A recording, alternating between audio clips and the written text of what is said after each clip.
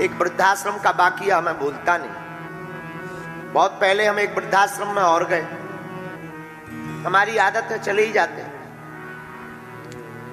वहां पर कुछ केला बेला बिस्किट लेकर गए तो पूरे वृद्ध माता पिता आ गए, गुरु जी आए, पंडित जी आए हैं, पंडित जी आए हैं, तो सब हमारे नजदीक आ गए। कोई आशीर्वाद देने लगा, कोई केला खाने लगा, कोई बिस्कुट लेने लगा। लेकिन हमारी नजर खिड़की पे गई। एक वृद्ध दादाजी एक माताजी खड़ी थी खिड़की पर। हमें 1 घंटा हो गया आए, 1 घंटे से ज्यादा।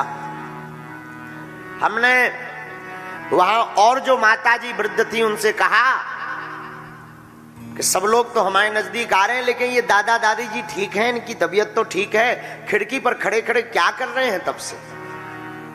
आप सुनकर के चौंक जाएंगे।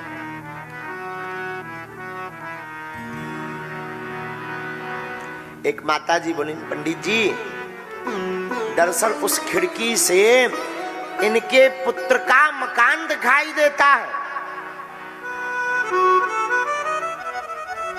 और ये अपने पोतों से इतना प्रेम करते हैं, इतना प्रेम करते हैं कि जब वो स्कूल जाता है तो उसको देखने के लिए और स्कूल से वापस आते समय देखने के लिए दिन भर खिड़की पर खड़े रहते हैं।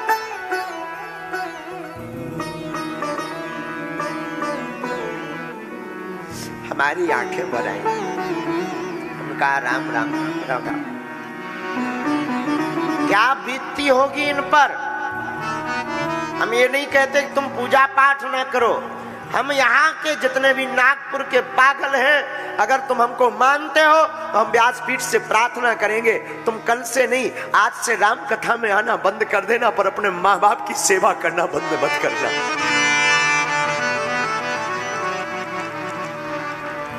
आज से ही राम कथा में आना बंद कर देना। माता पिता इस धरती के भगवान है। माता पिता गुरु यही त्रिदेव है। कभी माँ की ममता से पूछना जिसने तुम्हारे लिए रातों भर रातें खोई हो, 9 महीना कोख में पाला हो। उस माँ से पूछना जो तुम्हारी उन्नति के लिए दिन रात ईश्वर से कामना करती है।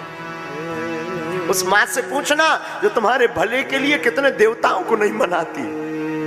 कभी उस माँ के पास जाना, उस माँ के लिए अनुभव करना। तुम बीमार पड़ जाओ तो माँ बीमार पड़ जाती थी, बीमार तुम पड़े भोजन करना माँ बंद कर देती। कभी उस माँ से पूछना जो तुम्हारी बीमारी में लाखों देवताओं को एक साथ मना लेती है कि हे हनुमान जी, हे शंकर जी, हमारी बेटी हमारा बेटा ठीक हो जाए। संसार में एक माँ ऐसी होती है और कोई नाता नहीं दूजा होता है। हम बिल्कुल दावे के साथ कहते हैं एक माँ का नाता ऐसा होता है, बेटी या बेटा बीमार होने पर जो ईश्वर से प्रार्थना करती है कि हमारी चाहे तबीयत खराब हो जाए पर हमारी बिटिया बेटा ठीक हो जाए।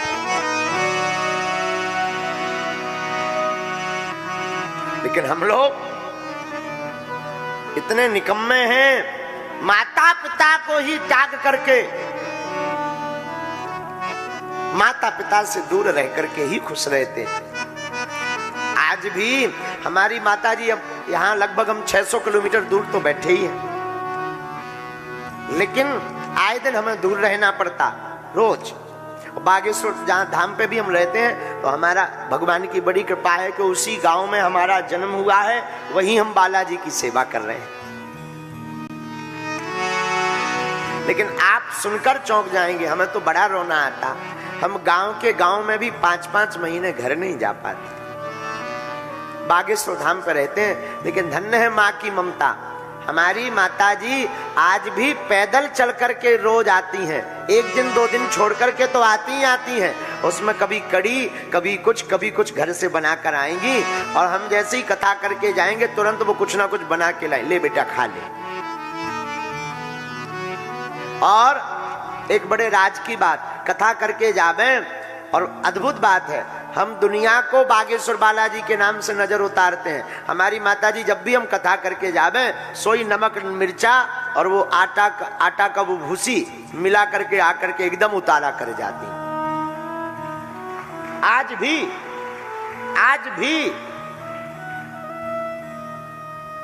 ये माँ की ममता है। कोसों दूर रहे पर माँ को हमेशा चिंता रहती, लाला भोजन किया, समय पे खाना, समय पे सोना, ज्यादा मत बोलना, गला पक जाएगा, गला बैठ जाएगा।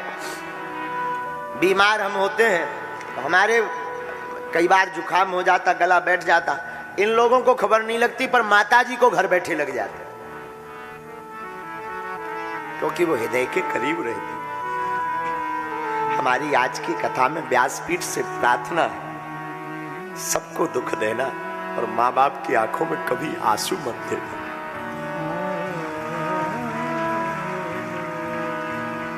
माँ ममता की मूर्ति है, माँ इस संसार की करुणा है, इसलिए हमारी प्रार्थना है, माँ का कभी दिल मत दुखा, कभी दिल मत दुखा, कभी दिल मत दुखा।